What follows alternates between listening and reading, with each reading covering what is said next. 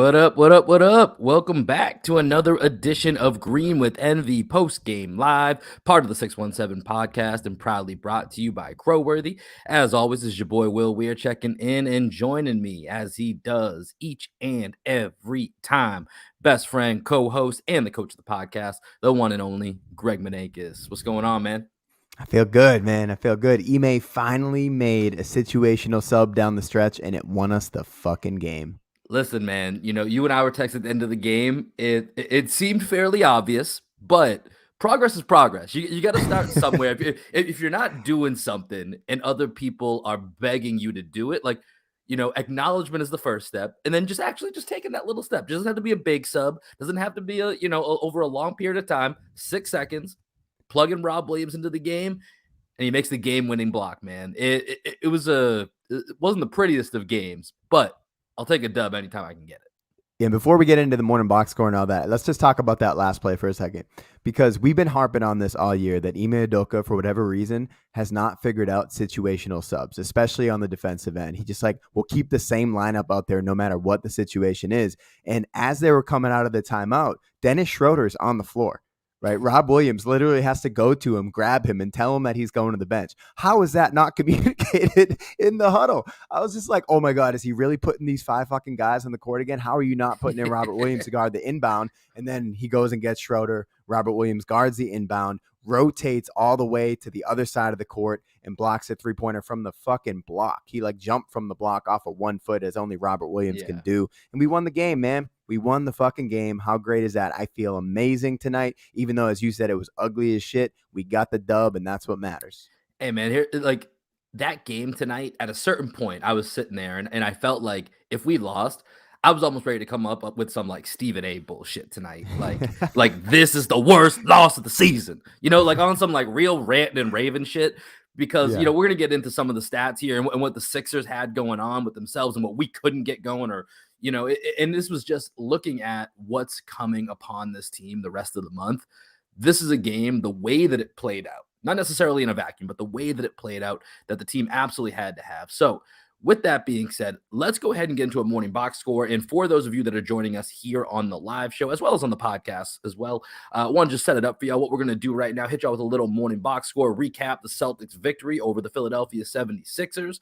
And then after that, we're going to hit y'all with part 2 of our first quarter report cards. If you're wondering, all right, part 2, that means there's a part 1. Where is it? It's on our feed, part 1. We dropped it Sunday night, Monday morning. Those of y'all that are following along with us for the journey on Twitter, Instagram, y'all have seen the grades that we gave out for Coach Ime and what we're calling the core 4 of the Jays, Marcus Smart and Lob Williams. Tonight, we're going to hit y'all with the best of the rest. We're going to go through Al Horford, Dennis Schroeder, Josh Richardson, Grant Williams, and Romeo Langford, give you their first quarter grades as we are now 22 games into the season. So technically, starting the second quarter here, but we want to go ahead and put a bow on that first quarter. But with that, Greg, go ahead and pull that box score back up. Let's get into it.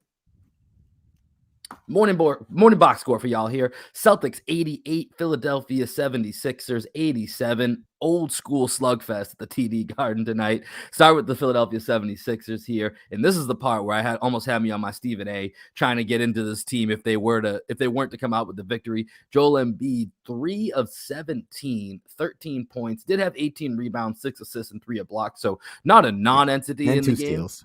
And 2 steals. Yeah, so not a non-entity in the game. But on the offensive end, let's just say, let's use a Bostonian tone to it. He's a little lethargic. Let's just say that. Seth Curry, 7 of 13 from the field, 17 points, 6 assists. Very impressed with Seth Curry and just overall where his game has come from over the last couple of years to where he's developed. Seth Curry, very important part of that team, but he had a solid night tonight, 17 and 6 for him. Shake Milton, 16 points off the bench. But as I said, it was ugly. And real quick, before I get to the Celtics here, over under 2.5 times that you forgot that Tobias Harris was playing tonight for the Sixers. Dude, I have that in my notes right here. It's all these things about the Celtics, and then I just have this one thing here that just says Tobias Harris sucks. Like right there. Yeah, There it is. Tobias I Harris sucks. I I mean, think you he you can. know me. I've been talking about Tobias Harris being terrible for the past like 3 years. Every time I watch that dude play, the only time I've ever been impressed with Tobias Harris, I think, was in the bubble.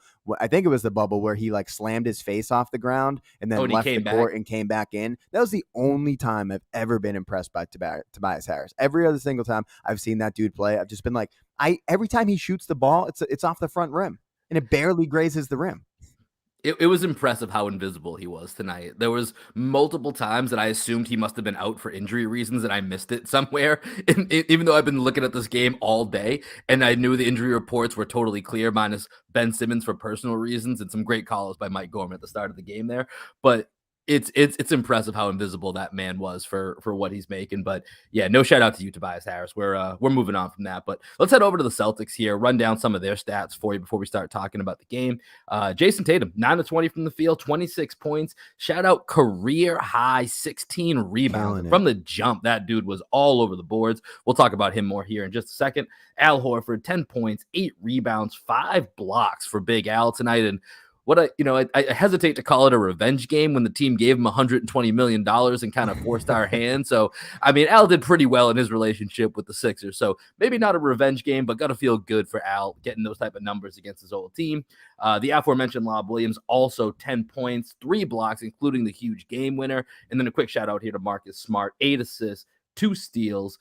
And usually I wrap up the morning box score trying to give you some type of team statistic that has some really good insight into why the Celtics won or lost this game. There's not really one tonight. They shot 42%, which is nothing to write home about. The Sixers just shot 37%. Other than that, it was pretty equal as far as, actually the Sixers probably won more of the statistical categories, including 11-0 on fast break points against the Celtics. But end of the day, you got to make the shots that are available to you. Celtics make 42%. Sixers shoot 37%. Celtics take home a 1-point ugly victory, 88-87. Celtics now 12-10 on the season. Greg, what do you got for us from this game? And there's a few different places we can start, but I'll let you take your pick. I mean, I don't know how long people are going to be watching for. So let's start with the good stuff and let's talk about Jason Tatum, man, because Jason Tatum was amazing tonight. Even though he was not great in the first half, he was still making a huge impact on the boards. As you said, career high 16 rebounds. I think he had either 9 or 10 at the half. I think it was 9 because I think I heard somebody say almost as a double before halftime. And then, I mean, he just came alive in the second half as only Tatum can do. And once he hit that first 3-pointer, you could tell that he had it going. And it was a shame.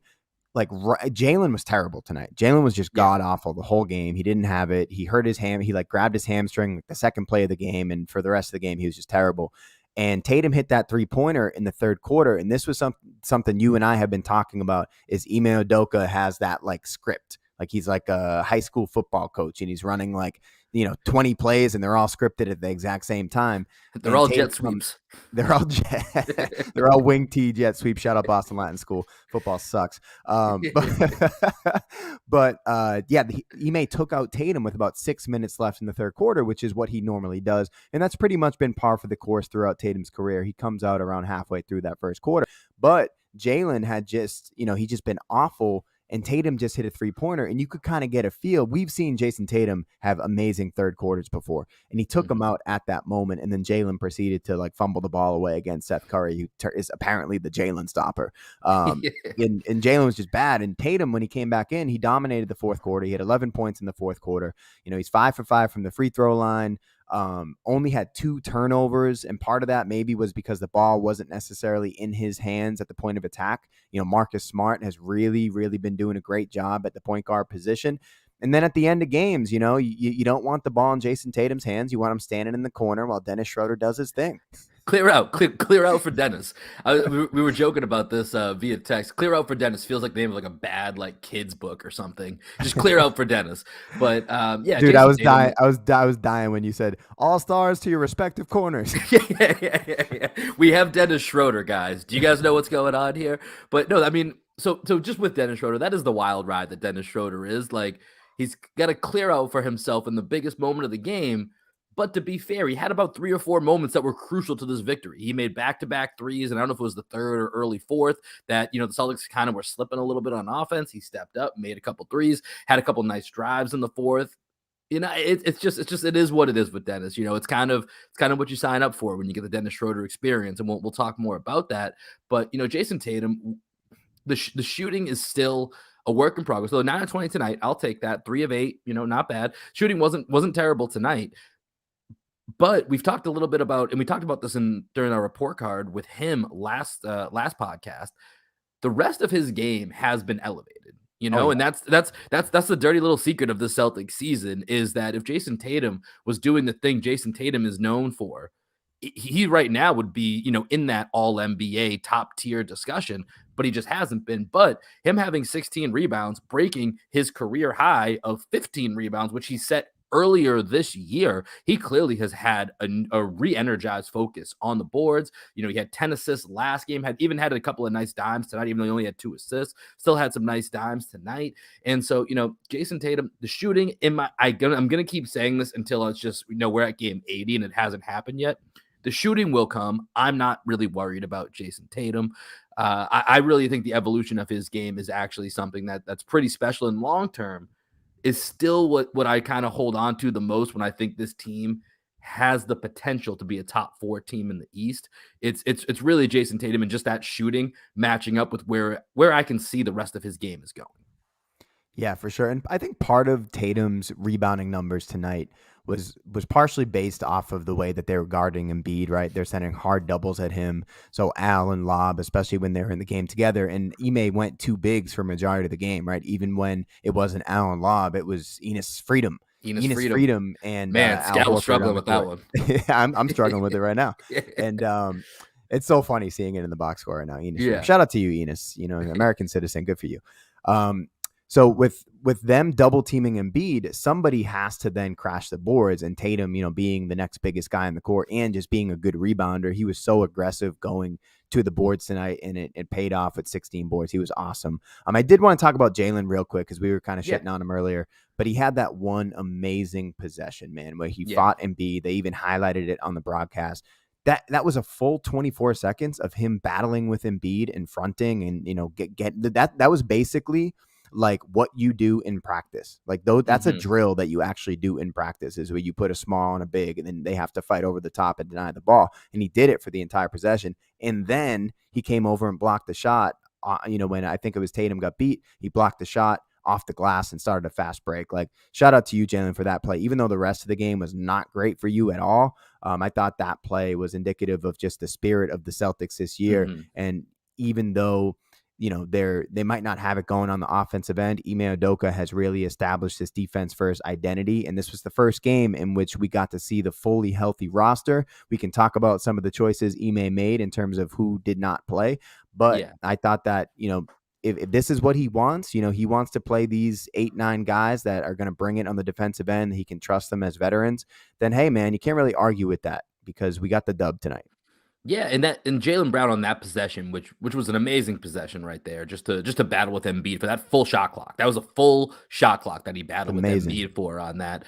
That's that kind of dog mentality that we've talked about when Jaylen Brown's right. And I think you and I mentioned this, off air, but we can talk about it here. Like, I don't think he looks right. You talked about how it looked like maybe something either he aggravated it, or hopefully, in not as bad of a scenario that he didn't aggravate the hamstring, but he was just mentally blocked with it, where Heath was thinking about it more and maybe tweaked it early on, but he just didn't seem right tonight. So, it's hard to judge a ton of what I saw from Jaylen Brown tonight, because it was a very bad, very poor performance, just is what it is.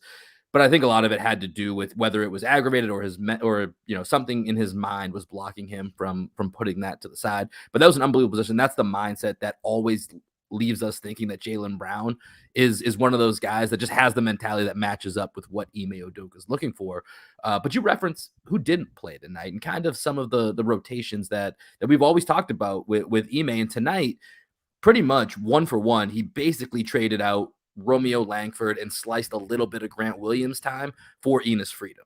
I'm curious to know what your thoughts were on that. Was that the right call? And obviously, this is the Embiid factor for this game. Yeah, that was my note that I wrote. I was like, all right, well, one of the things, we're going to get into the report cards here in a little bit. that I've loved about Romeo is that he's been consistent and getting minutes, and in those consistent minutes, he's been able to develop. Even though his offensive game, the numbers aren't really there yet for him, it really looks like he's been becoming more confident and more comfortable on the court. So on that note, I was a little upset not to see him, to see him not on the court tonight, especially when Josh Richardson went out with the eye injury where he got elbowed in the eye. I was like, oh, he's going to put in Romeo here for spot minutes. And instead he went back to Smart. And then Richardson ended up taking Smart's minutes down the stretch until Smart came back in with about 3 minutes left in the game. But I think it was 100% what you were saying. It's the Embiid factor. This is, I think, Enes Freedom will be playing against centers that can really bruise us down low, and Romeo Langford will probably get more of those minutes against teams that are a little bit smaller and can beat us on the wings. That's kind of what I'm seeing there. And Grant Williams only playing 14 minutes tonight. There was that great piece that Jack Simone wrote for a Celtics blog, and he talked about how he wanted Grant Williams to potentially be in the starting lineup. And I agreed with some of his points. I don't think overall that's the best way to go, especially when you see what the defense did tonight with the two bigs. But matchup specific against Joel Embiid, it makes a lot of sense to have Enes Freedom on the court. And he did a great job, man. He stonewalled Embiid a couple times. He had 7 rebounds here, 2 for 7 from the field. So that's not great. But he was on the court to put another body on Embiid so that Rob and Al didn't have to bang with him. Grant Williams is too small to bang with Embiid, and it seemed like he was trying to make sure that Grant was not on the court when Embiid was on the court. Yeah, I mean, for me, listen, I think Embiid did some of the damage to himself today. He's still coming back from COVID. It was either an overtime or a double overtime game. His first game back against Minnesota, and he played a high minute total. Then they had the game against Orlando before tonight. So I know he's still working himself back into shape, but you could tell, especially early in the game, he was settling, but he was doing exactly what you want to force him to do, but he was just doing it to himself, settling for a lot of jump shots. But when you look at that rotation tonight, and you're going to have these bigs that you go against where, to your point, when you get to, important series and important games in the season, that you're going to need all 3 of your bigs. And this is where I feel very secure in what the Celtics are able to do with those bigs, and where you can play a few of them together. You have ones that can spread the floor, one that's there for offense, one that's there for defense, a few that can do a little bit. The front court of the Celtics, when it comes to the center position, if you don't have a unicorn, you want to have the ability to match up in spurts with anything that the other team is doing. And I think that's what the front court of the Celtics does allow you to do. Is it always going to be the best out there? No, but you're going to be able to match up in whatever scenario. And I think that's what was proven tonight with Freedom getting the minutes that he did. That sounded weird in my head. That just gonna take a weird while to say. It's going to take a while. So Scal, I understand your pain. Let me ask you this: broadcast. Do you call Ron Artest, or do you call him Meta World Peace? I guess I do call him Meta now. I haven't really referenced Ron Artest or Meta World Peace in casual conversation in quite you don't a bit, think about him? You don't think about him every week? I do. Yeah, no, not that think often. about that goddamn 3-pointer he hit in the finals. Yeah, that shit sucks. That shit sucks. Mouse the Palace was actually a good documentary too as well. Shout out to our guy Jake Grant Felson who worked on it. But Freedom got 17 minutes tonight. I thought he played well enough, and it makes sense to have those big bodies. And then they're coming in with Drummond afterwards, who's kind of a similar guy to Enes in the sense that they have some very distinct faults, but they can grab rebounds like it's nobody's business, regardless of what's going on. So they kind of make sense to match up with against each other as well. But anyways, we can move on from this game. Celtics win 88-87. As we mentioned, this was a game the Celtics really, really needed. And part of that is just looking ahead here, Greg, before we jump into the end of our report cards here. I tweeted this out earlier, and I just wanted to mention again, man, the schedule for this month is just an absolute gauntlet. So getting this win tonight was huge, especially with the news Dame Lillard's going to be out. LeBron James is going to be out over the next week. So looking at this month here, I'm just going to roll through these teams here for us real quick. And not a single one of these teams is under 500 at this moment. But over the next month, the Celtics have, after a win tonight against Philly, they have Utah, Portland back-to-back on the road later this week. Next week, LA, Phoenix, Milwaukee at home, Golden State at home, Knicks at home, Philly again at home, Cleveland at home, already split with them earlier this year. Milwaukee on the road for Christmas Day, at Minnesota, who's playing very well right now, Clippers again, and then the red hot Phoenix Suns for the second time in this month. That is a bitch of a schedule. I don't know how else to say it. Yeah, that was huge. And I being the great producer that I am here, I actually got it pulled up on the screen for everybody that's watching. It's beautiful. So we got man, the Utah Portland back to back. That's a big one. We got to get one of those two. No Dame in that no- Portland game will be very helpful though. Yep, and then we got the back to back at Staples. The Clippers have definitely been. Excuse me, struggling. Greg. That's crypto.com. Is it yet? I feel like that isn't that like. I think they said they were making the change soon. I don't know if it actually is yet. Okay, Either way, I'm a big crypto guy, so I know that's why I feel like you got to give it the respect. Yeah, for sure. We're gonna call it Litecoin Center. Okay, and then so then you got the Staples Center back to back. I think that we could definitely win that one game against the Clippers. The Lakers owe us one, so I'm not necessarily expecting us to win. But man. LeBron, yeah, he might be out for that game, so that's huge, right? So automatically get a break. Then you look at the Phoenix Suns. Devin Booker just went out with a hamstring injury, but you saw what they did to the Golden State Warriors. They're a very deep and complete team. Dude. That real quick, that game last night, did you watch all of it or parts of it? Yeah, I watched that game. I only caught the third quarter and parts of the fourth quarter, but watching those two teams play, even with Devin Booker going out with an injury, Steph Curry having one of the worst games that he's had in his career, still no Klay Thompson. Those two teams played such high level basketball and such pretty basketball. It was watching their offenses and the way the ball moves side to side, the way people get into the paint, kick the ball out, the way the defenses rotated. Like it was just pretty basketball to watch, even with some of their best players either not playing or not at their best. Yeah, and at the end of the game, when I saw the way that Chris Paul was orchestrating the offense, I was just like, "Oh my god, that's what a competent point guard, not competent. We have competent point guards, but like that's what the point guard looks like." Yeah. Like he was just getting every single shot that he wanted. Obviously he wasn't able to do that against the Bucks in the finals last year because that's another level, but he was able to do it in this game against the Warriors, and I don't know that the Celtics could do that. He was just amazing, dude. And Mikal Bridges, the defense that he played on Steph Curry completely locked him down. My guy Jordan Poole, though, man, Jordan Poole is balling out. I love Jordan Poole. I saw him play last year, and I was like, "Who the fuck is this guy?" And I was like, "Oh, it's Jordan Poole. He looks amazing." And he's continued to do that. They were saying on the broadcast tonight that apparently he worked out with Steph all summer, and it makes sense. And then we got a big break there. We got 2 days off, then Milwaukee, and then 3 days off, right? So that little break in the middle is going to be huge for us. And then we got games, Golden State, New York. That's a big one. Those are home games. Yeah. Milwaukee, Golden State, Knicks, Philly, Cleveland is a 5-game homestand in the middle of that. So the next 5 games are like the most important, right? Because we're on that West Coast swing. We got some teams that have some injuries to key players, and then we're back at home for 5 in a row, right, with all those off days there. So I think we'll be okay as long as we win the games we're supposed to win over the next week. So we got 5 games. If we go 3-2 on that West Coast trip, then we're good. Yeah. I mean, it's a schedule that, as I look at this, I've tried to think to myself, what's a successful month of December look like with as tough as these games are? I feel like somewhere around 500 feels kind of like a win. Don't say it.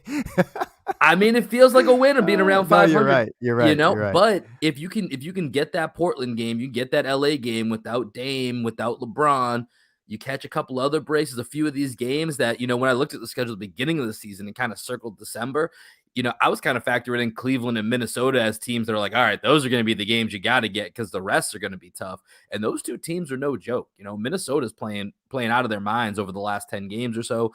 We've seen what Cleveland can do. Evan Mobley's already back in the lineups. We'll have a couple weeks back at that point. They're getting healthier. No Colin Sexton, but they don't seem to be slowing down, at least at this point in the season. So there's just no gimmies there. And I mean, the league is full of parity. Half the league is right at 500 or around 500. So it's just going to be a really tough, grinded out December, but it's going to tell you a lot about who this team is and where they're at as we start to head to the second half of the season.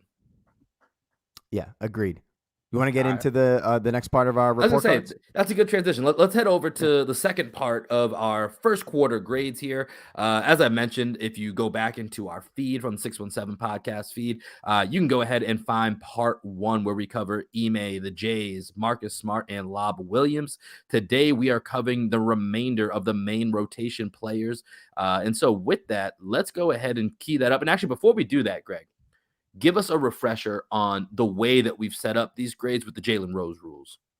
Yeah, the Jalen Rose rules basically say that success is a function of realistic expectations. So I have our first quarter report cards for the core four pulled up right here and Ime, right? So as you can see, like Jason Tatum and Jaylen Brown, I'm mini minnow, gave them both a C. Marcus Smart and Lob got a B and a B plus. And then we're not grading everybody on the same scale. We're grading them based on our expectations for the player within the role that they have to play on the court. And I would love to hear, if you're watching out there right now, what are your initial thoughts on our grades that we gave for the core four? We gave Ime Udoka, I gave him a C minus. Will gave him a C plus. Jason Tatum got a C from both of us after tonight's game. Maybe that's a C plus. Jaylen Brown got a B minus from Will, a C from me. Marcus Smart got B's all around, and Lob Williams got an A minus from Will and a B plus from me after tonight's game. Once again, I got to bump that up to an A minus. So we're going to get into the next five. We do not cover Enes Freedom in this section here. Romeo Langford is the one that we were assuming would be part of the rotation until tonight. So we'll cover Enes. Maybe we can just kind of spitball. Yeah, I got a graphic up here where we can just hit the rest all at the end. We'll just kind of we'll lump them all in together. But let's go ahead and let's get this started here. Let's cue it up with Dennis Schroeder. He's going to be the first guy that we do, and I'll set this one up for us here, same way we did last pod here. So the expectation of Dennis Schroeder, steal of a contract. Supposed to sign for 84 million, turns it down. The market collapses on him. He needs to find a way to rebuild his value. He's looking for a team where he can get valuable minutes and where he can contribute and rebuild that value. Him and the Celtics seem to be a good marriage. It's a steal of a contract. He's a veteran volume scorer, comes off the bench, and is able to apply rim pressure. The reality, day trader Dennis, he's a roller coaster, but at the end of the day, he's met just about every expectation of who he is and who he has been as a player in the NBA. And that's a quality veteran that has been in contention for sixth man of the year multiple times. Would you agree with that expectation and the reality thus far, Greg? Absolutely. Steal of a contract. I mean, getting Dennis Schroeder for the number that we got him at was absolutely insane. As you can see, he is far better than his contract number says. He's day trader Dennis, up and down, roller coaster ride with this guy, but he's a hell of a lot better than Jeff Teague and Brad Wanamaker, because those were our backup point guards in the previous years. Yeah, and sadly to say, even better than Kemba Walker at this point. So sorry, Kemba. Oh, for sure. That was a little bit of a stray, but my apologies, my guy. What was the grade that you went with for Dennis Schroeder? I gave him a B plus.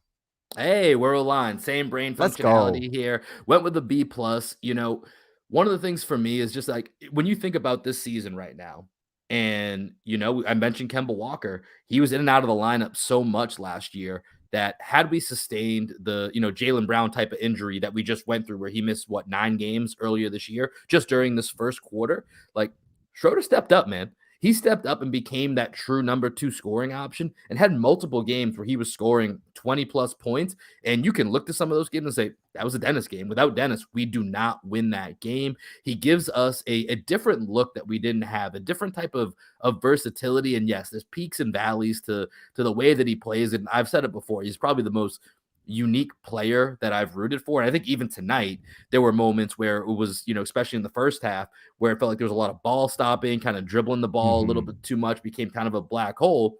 But fast forward to, the second half, he has a string of back-to-back three-pointers when the Celtics felt like the game was sliding a little bit, couldn't generate any type of offense, looked super sloppy in the third, has a couple of drives towards the end of the game that provided big buckets or led to big free throws, and, didn't love the clear out at the end. Everybody clear out for Dennis. Didn't love that, but at the end of the day, he made a bunch of winning plays that contributed to the Celtics getting this victory, and that's why we called him day trading Dennis. You're up, you're down. End of the day, more often than not, you're going to be a little bit better than you were at the start of the day, and you try to mitigate those losses.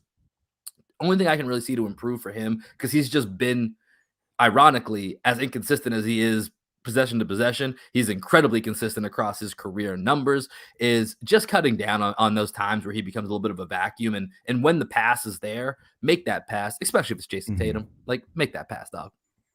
Yeah, and it's funny, I was kind of getting my thoughts together on Schroeder as the game was going on, and that was one thing that was going through my head is that I want Dennis Schroeder to get up and down the court, right? I want Dennis Schroeder to run, and then the second half, that's you heard Scal saying that. I feel like Scal's starting to sound like Tommy, like just play faster, run, push the ball, run, push the ball ahead of the defense. And that's what I think Dennis Schroeder can do to improve. And it's not that he doesn't do it, just do it more consistently. The moment he gets the ball, just jet it up the court. You get some early offense with that. Don't get too ISO heavy. Try to keep that ball moving, which is very different from how he's used to playing. But I think that he's going to be able to do it. And that one play that he had where that huge bucket where he took Maxey, Tatum in the corner off of some nice pick and roll action with Marcus Smart and now Horford. And then, it's him attacking a gap versus him attacking a set defense. And Dennis Schroeder attacking a gap is one thing that the Celtics definitely can exploit because all the attention's going to be on our all-star sitting in the corner waiting for the ball. And that last play, though, where you try to take Tobias Harris, I feel like that's on Ime, right? Ime's gotta say, okay, you just had your moment. You had your layup. Now let's get the ball to Tatum, and Tatum, you take us home. Because even though Tobias Harris probably fouled Dennis Schroeder, that's one of those calls that they're just not really giving guys this year. And especially when Schroeder kind of does the thing where he throws his body into the hip of the big man. He did it to Embiid earlier in the fourth quarter. And he tries to like initiate the contact and then flop out of that contact. Mm-hmm. So I think it was kind of like the boy who cried wolf on that, where the refs kind of assumed that's what he was doing when Harris clearly fouled him and he should have got to the line on that. So Schroeder gets a B+ from us. And let's move on to let's go to Al. Yeah, let's go to Big Al Horford. Big Al. I'll let you take the expectation reality on this one. Okay, so the expectation for Al Horford is that he would help even out the Celtics roster and add a sorely missed veteran presence while helping to steady the Celtics defense. The reality has been that, he's been one of the most consistent players, which we did not expect. And he's shown that he hasn't lost much athleticism in his mid-30s, as you saw tonight, guarding Tobias Harris on the perimeter, forcing him into a tough pass into the corner to George Niang. So to me, he looks very similar to the Al Horford that left Boston 3 years ago. There's like not much of a difference. On some level, he's even more athletic than he was back then. It's just that he can't go for quite as long as he used to be able to go. That's basically the difference with Al Horford. Ain't that the truth? I feel you, Al. I feel you. So he's averaging a Boston high 8.3 rebounds. So like his time in Boston, that's the most he's averaged in green, 8.3 rebounds. I think before it was like 7.4, 7.5, 1.6 blocks per game. That's also a Boston high, in just 29 minutes per game. And as we mentioned on the last pod, Al is 5th in the league in shots contested per game. You have to wonder, though, as we said, is that because people are like, ooh, Al Horford, I can take this 35-year-old man off the dribble? Or is it because he's actually being impactful on defense? And I think the eye test would tell you that it's because he's being impactful on defense. However, the on-off numbers, aren't as good as you might think. And in fact, the numbers show that the Celtics have actually been a slightly better team with Horford off the floor, though the eye test might tell us differently. So and one of those reasons is I was looking at some lineup data. He's part of 3 terrible lineup combinations. So he's part of these lineups that have played 31 minutes, 28 minutes, and 22 minutes. They are a -29, a -31.5, and a -28.4. Yeah, so that's not great. No, those 3 lineups, my math isn't great. That's basically a -90 in like 80 minutes. They're a -90 in 80 minutes. So he's part of 3 lineups that are that bad, which is probably drawing, his actual on-off numbers down further than what the eye test would tell you. So what'd you end up giving Al Horford for a grade? I gave him a B. A B? Okay. I went with an A-, and I think it's funny the way that you kind of laid out the reality. Literally what I have in my notes is 35 is the new 32, which I think was the actual age of when he left the Celtics, because it really does kind of feel like he picked up right where he left off. You talked about the rebound numbers, the block numbers, which is only going up after 5 blocks tonight against the 76ers. So, it's those on-off numbers are really interesting. And I don't fully know what to make of them. And you referenced the Jack Simone piece earlier that was from Celtics blog. And in those kind of numbers where he was trying to make the case for Grant Williams, who we'll actually talk about next, about making him start is because of the offensive rating with him and Rob Williams was something like about 105, whereas the offensive rating with just Rob and Al is somewhere about 100, 101, somewhere in that range. But their defensive rating is below 90, which is incredible. Yeah, So and you that's saw the that main. tonight. Their first stint tonight, Will, they gave up 6 points. Yeah, exactly. And so the two of them together is the way to go. And when you look at the difference in the offensive rating, for me, it's the one area where I would really like where I think Al can improve. And he's just not shooting the three as well as he had in previous years since he started taking threes. I mean, in fact, this year he's actually shooting less threes than he was in Oklahoma City, but he made 37% last year, shooting around 5 a game. I think this year he's around 3.5 threes per game, but only shooting 29% from three. And so, I mean, that's a huge issue with the Celtics in general. And that's something that for most Celtics, we could put how to improve is make open shots. But that's really the one flaw in Al's, in Al's armor since he's come back to the Celtics. And, despite what the on-off numbers say, like you said, with the eye test, the ball feels like it moves more. The defense feels more connected. Regardless of the numbers, every time you tell me if I would rather have Al on the court or off the court, my answer is going to be on the court. And part of those on-off numbers are going to have to do with whoever else is in that lineup. But I think Al has done a great job in his return to Boston, and especially given the news of Kemba Walker this last couple of days here. There's no way you can't feel great about having Al on this team and the value that he's bringing to that roster spot right now. Yeah, and that being said, I'm gonna bump mine up from a B to a B plus, and it's like an 89.5. I just can't quite give him an A minus, because the shooting numbers, as you said, shooting under 30%, we need him to be able to stretch the floor, and the fact that he hasn't been as reliable as we hoped he would be, that's the only reason I'm not giving him an A minus. He's been amazing, obviously, but a B plus is a good grade. It's a good grade. So who has been reliable from three is our next guy. Let's get into it, man. Let's go to Grant Williams, because I talked about that Jack Simone article where it talks about that. And that's the difference, is that Grant Williams is hitting his threes the way that we envisioned Al Horford hitting his threes to play off of Rob Williams. And that's where you see the difference in that offensive rating. So let's get into the belated birthday boy, Grant Williams. Happy 23rd birthday to Grant Williams. Here's what I had for him. Expectations for Grant Williams going into the season. Not much. That's all I had. I mean, and mostly that's kind of a jab at just Celtics Twitter for how constantly ridiculed and slandered, and probably overly ridiculed and slandered by Celtics Twitter he's been over the past year plus or so. But in reality, if you look back to some of our preseason pods, when we were predicting what we expected out of Grant, it was between him, Jabari, and Juancho that we were kind of looking at that group of three as, okay, who's going to get some spot power forward minutes where we don't have either Tatum or Al playing the four? Who's gonna fill that gap in the regular season, knowing that there's a chance these guys are maybe then cut out of the rotation come in the playoffs? I think that was probably part of what our expectation was for on the season, and hoping that he would be the guy, being the young guy that still has more room to grow and more potential value than Jabari or Juancho. And the reality is, he's been maybe the most consistent role/spot starter on the team. He's been making high IQ plays and provides that spacing that we were just talking about with Al Horford, who has not been shooting well. Right now, Grant Curry, 50-40-90 club, shooting 43% from three, playing 22 minutes per game. He's second overall on the team in three-pointers made, has 7 double-digit games this year, matching his entire total from a 72-game season last year. This is where it comes in with that really really thinking about that Jalen Rose rule. I gave Grant an A. Based on expectations, I gave Grant an A. Yeah. I actually gave him an A as well. I was thinking about giving him an A plus, and you know what? Fuck it. I'll give him an A plus. I like Grant a lot. It was his birthday. It's his birthday. That's his birthday present. Sometimes teachers do that. So his career numbers, we just got pulled up right here in Basketball Reference.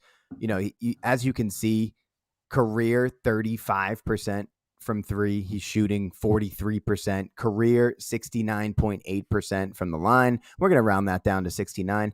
And his free throw percentage this year is 90. That's just crazy. And with Grant, I got a little fun fact about Grant for you. Oh, let's go. The first 2 seasons in his career, he had 7 total games in which he hit 3 or more three-pointers. This season, he's already had 7 games in which he's had 3 or more three-pointers. That is a great stat for Grant Williams, because if he's going to be that consistent, it's at least an argument that Grant Williams maybe would be a nice stretch 4 to put into the starting lineup and bring Al or Lob off the bench. It's not going to happen because Ime wants to set that defensive intensity first. And as you saw tonight, that the defense that they have is just crazy. And if Marcus Smart is playing the way that Marcus Smart is playing, the ball's going to move enough, and he has such great chemistry with Robert Williams that it's just not going to justify it. So Grant's going to be coming off the bench. He's going to be a star in his role, and I'm okay with that. Another thing about Grant is, like, I've been saying this a lot, and I heard you shout me out on the Celtics blog pod, so I appreciate that, is that when we came out of the bubble, we were thinking that Grant Williams had a world of potential. And then he just had a shitty second year, because that happens sometimes. People have shitty second years in the NBA. It's called the sophomore slump for a reason. And now Grant Williams is becoming the player that we hoped that he could be. Did we think that he would become a 50, 40, 90 guy? No. But, he's a defensive stalwart, really. That's what he is. Like, even tonight, George Niang tried to attack him a little bit, and I think Grant got, didn't get the benefit of the doubt with a bad whistle. But he's communicating from the back line. He's providing that weak side rim protection. And, dude, if you think about the expectation, people were pretty much lumping him into the Semi Ojeleye category. Yeah. Like, after last season, that's what they were saying.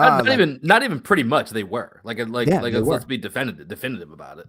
Yeah.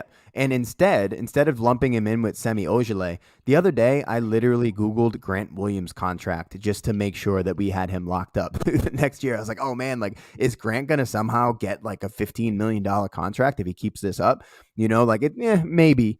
Probably 15 not. might be a stretch, but I get your point. Yeah.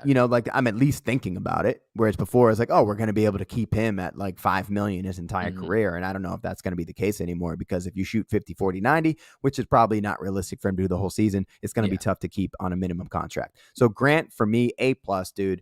In terms of how to improve, it's kind of hard to ask him to do any more than he's already done. I think he's made all the improvements that he needs to improve. He just needs to be consistent with it throughout the season.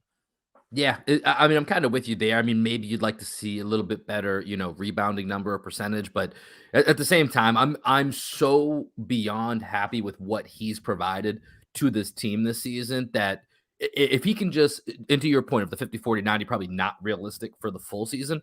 If he can remain, be a consistent threat, even not at that peak of a level, that's what I want. That's what this team desperately needs. So I think Grant Williams has had a fantastic season up to this point. Therefore, that's why he's making the honor roll with us right now. But let's go to the next guy here on our list. We have Mr. Josh Richardson. Greg, I'll let you take this one. Expectations and reality. So the expectation for Josh Richardson coming into this year was that he was a reclamation project who might provide some wing depth and great defense. But most people were expecting Richardson to struggle to regain the form that made him that centerpiece of the Jimmy Butler deal from the Sixers to the Heat. How crazy is that? He was the centerpiece of a deal for Jimmy Butler. So that's where his peak value was as a player in the NBA. And then he had 2 bad seasons, right? He's not a spot-up shooter, as he said. And that was the expectation. Let me try and stay on topic here. The expectation for Josh Richardson was that he was going to struggle, right? And he probably wouldn't be able to crack a huge spot in the rotation. But he's actually been our most reliable wing off the bench. That is the reality. He's been all reliable, and he seems to be a nice consolation prize in the TPE discussion, if we're really being honest about it. He's been awesome on defense. He's part of one of the Celtics' best lineups, which is plus 37. I think they've only played like 30-something minutes together, plus 37 in those like 30-something minutes. It's Tatum, Smart, Schroeder, Richardson, and Lob. So that lineup has been absolutely killing it. And he's taking his shots, man. He's either taking catch-and-shoot threes or pull-up twos into his great mid-range game. And 55.8% of his shot attempts are actually coming on 0 dribbles. What was your grade for him? I gave Josh Richardson an A. An A, okay, very nice. I went with a B for Josh Richardson, but okay. I think everything you laid out made a ton of sense. As far as the Gordon Hayward TPE, I think a lot of us just default to, man, Evan Fournier didn't work out. Josh Richardson's part of that. You know what I mean? Like that's a pretty nice little coup at the very end of that TPE eligibility to go ahead and grab a guy, then you extend him for a year, and now you kind of have a guy that's a mainstay in your rotation one of your most versatile defenders, and is pretty versatile in offense too. With, as you mentioned, if he's put in the right positions, and especially, some of his shooting numbers, when you look at him shooting off of pull-ups, shooting off of multiple dribbles, all of those, you're going to find him shooting, on pull-ups, he's shooting 54, just under 55%. Mm-hmm. Right near the basket, he's shooting around 62%. And then you look at him when he's actually handling the ball and shooting off of that. I think for me, I immediately think of him, snaking a pick and roll at the top and kind of getting to his shot right around the free throw line, sometimes hitting it with a little step back. So if you look at him between 3 to 6 dribbles or 7+ dribbles, he's shooting 50 and 60% respectively off of the dribble doing that. So him being able to do Josh Richardson things is a very nice added bonus and depth for this team. And for a night like tonight, or just nights where we need additional ball hitters, it's nice to have that wrinkle where you can be like, hey, Josh, why don't you handle the ball for a little bit? And I think we've seen him be very successful in that role. I went with a B. Just I just didn't really know how to go too much higher. I didn't feel like it's an A. I didn't feel like it was quite an A-. Maybe I could go to a B+, but I don't know. A B just felt right. It's just kind of a gut feeling that I went with and stayed with. So for me, I'm also thinking about like my initial reaction to Josh Richardson the first couple times I saw him play with the Celtics, where I was like, oh my God, like this dude is going to be god awful. And we were arguing that Aaron Nesmith should play over him, and Nesmith's had a horrible season, but Richardson has been awesome, dude. Like you can't make the argument that Aaron Nesmith should be playing over Josh Richardson right now. Josh Richardson's been so good for the Celtics. He's everything that Ime Udoka wants. As you can see, you can basically he's interchangeable with Marcus Smart at times, which is great. We basically have 2 Marcus Smarts on the floor on the defensive end of the court, and that's about all you can ask for from that guy. And we don't need him to do too much more. And I think in terms of how to improve, it's just like if the Celtics play the way that Ime Udoka wants him to play, with like a read and react system and a 5-out system with a lot of movement, he's gonna flourish. But if we're stagnant and Ime keeps him on the court in a stagnant offense, he's not going to be beneficial on that side of the court because that's not what he does well. Yeah. He's great at attacking gaps. He's great attacking a rotating defense. And as long as we continue to do that, I think Josh Richardson, he's averaging 9.5 points per game right now. I wouldn't be surprised if he ended up around his career average of 12. Honestly, and it's a much more efficient 12 than you would expect. His career average is 42.8 this year. He's shooting 47% from the field. So I'm a big fan of Josh Richardson. I didn't expect to be a big fan of Josh Richardson, and therefore that's why I'm giving him the A. Remember, these are the Jalen Rose rules of grading. Yeah, and I think for me, like my not necessarily because I just thought the way that this team was set up that he may even sneak into a starting role. So I think for me that probably skews some of my grading on this. But overall, I'm with you. Josh Richardson has been a guy that has been really great for this team. He gets in. You could give him an A, right, or an A-? I gave him an A. You gave him an A. I gave him a B. Let's go on to our last guy that we have here before we wrap this up. Let's go to the Adam Taylor pick of the week. That's Romeo Langford. Expectations for him coming into the season were really that he'd be fighting for a rotation spot with Aaron Nesmith, and that in being fully transparent, he was second in that race out of 2. Would you agree with that part? Absolutely.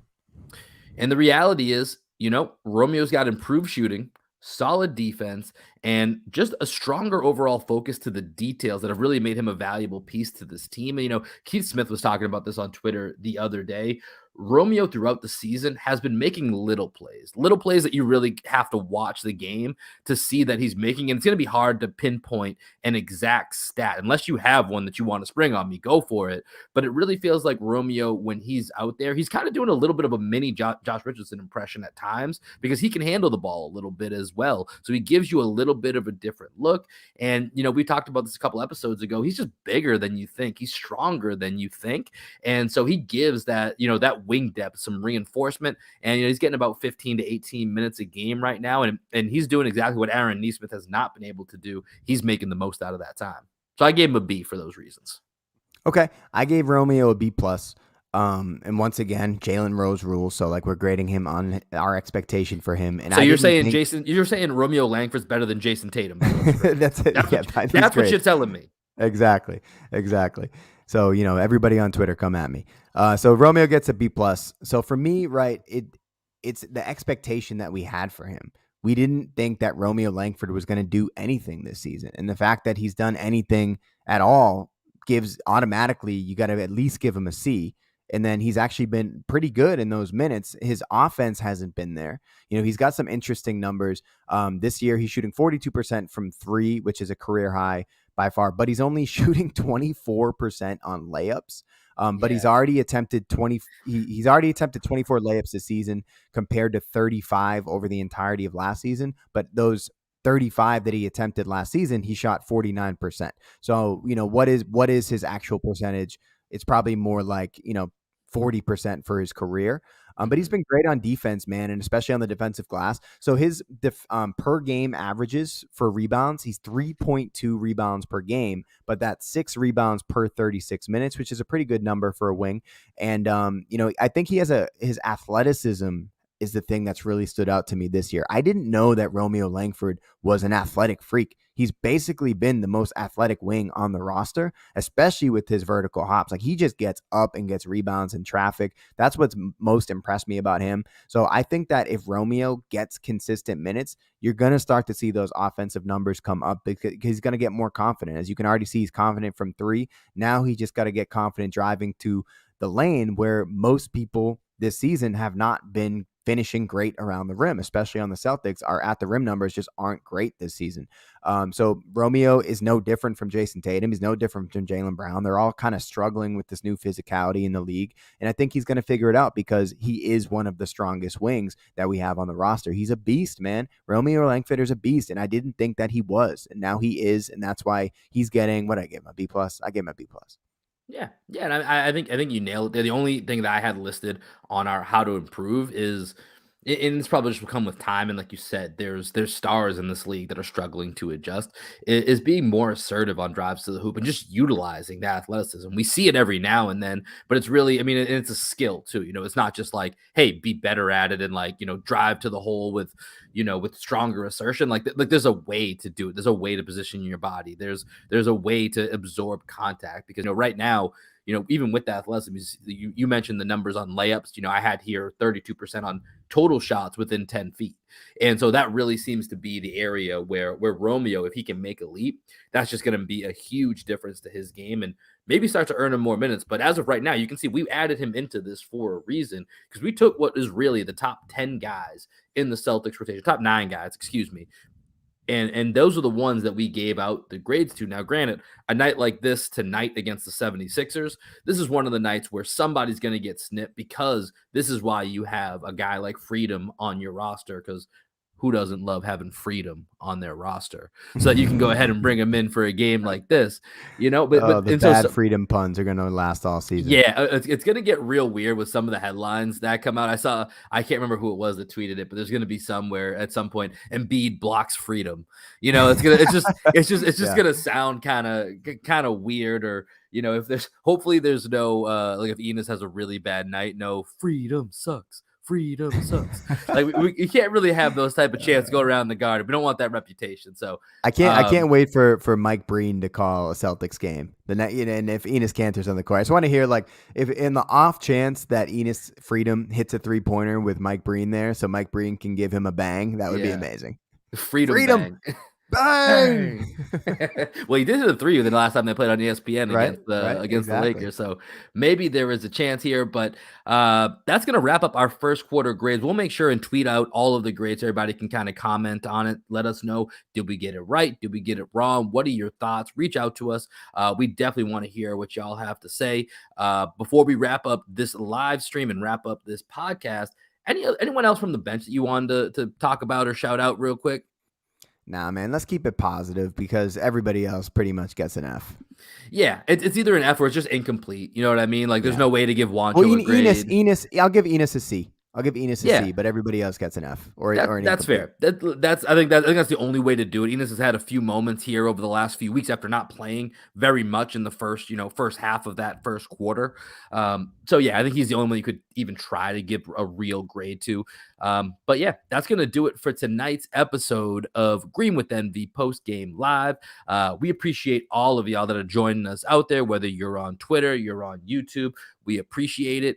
Quick programming note, because of the West Coast swing next week, there will be no Green with MB post-game live next week. Over the next couple of weeks before we hit the holidays, we may mix in a few other different dates. We'll see what the schedule lays out for us, but just make sure you're following us on all the proper social medias. I'll go ahead and put that on the screen in case you're still with us here. Make sure you follow us on @GreenMVPod and @the617, and make sure y'all are subscribing and following the 617 podcast on Apple, Spotify, or wherever you get your podcasts. We appreciate you guys tuning in. Appreciate the love y'all give us here. Greg, any final thoughts? And then send us on out of here for both our live stream friends and then for those listening to us on the podcast as well.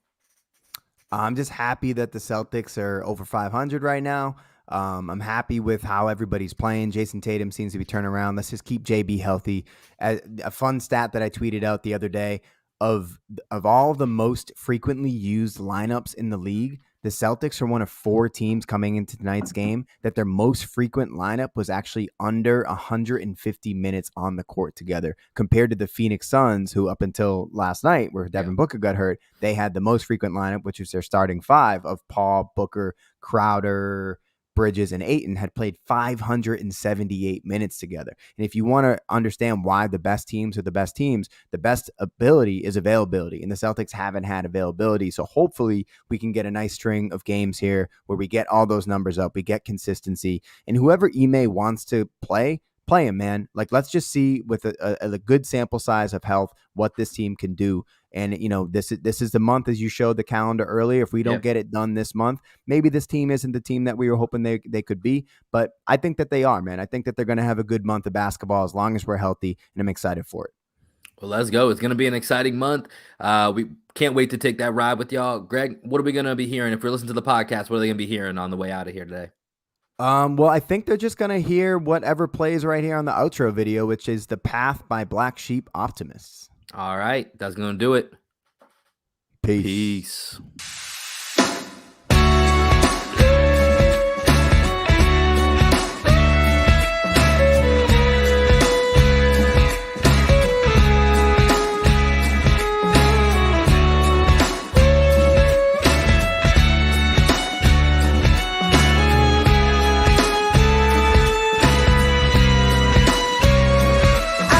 Sleeping, but I've been dreaming of who I'll be tomorrow. Take these pieces of my secrets and leave them at the crossroads.